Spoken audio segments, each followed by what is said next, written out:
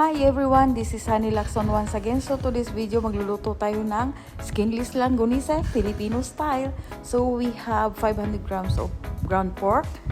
And I put smoked paprika, salt, Himalayan salt, and ground black pepper.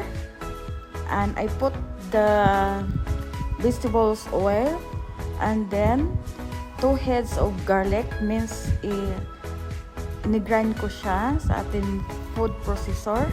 And then yan, hinalo-halo ko lang, mix-mix, yan.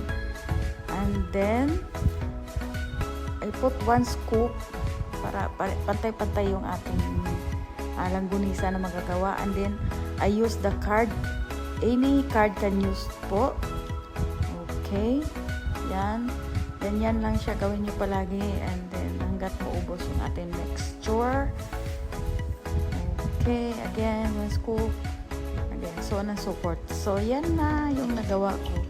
So, I put in the refrigerator for 2 hours and then I fry.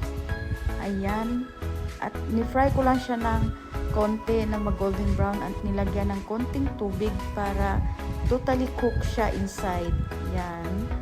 And then, yan na. Yung oil na lang niya yung naiwan at natitira. So, yan. Promise guys, sobrang sarap niya. So, thank you for watching. Once again, this is Honey Lacson from Russia with Love. Paka-paka. Take care everyone. Thank you.